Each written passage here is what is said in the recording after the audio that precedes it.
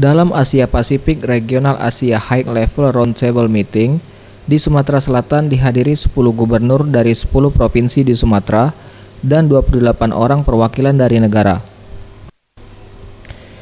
Ditemui usai kegiatan, Alex Nurdin, Gubernur Sumatera Selatan menyampaikan, meeting ini sendiri membahas mengenai komitmen para peserta untuk menjaga lingkungan demi mencegah karhutlah dan memperbaiki lahan yang sudah terlanjur rusak.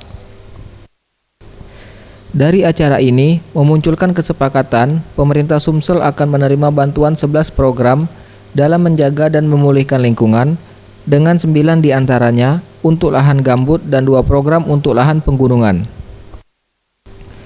Bantuan ini berasal dari 5 negara peserta Asia Bond Challenge, diantaranya Norwegia, Inggris, dan Jerman.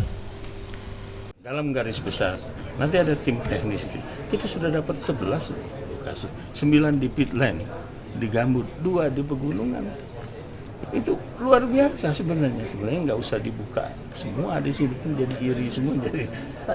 Dan ini bukan stop sampai di sini saja, kemarin saja kita dapat.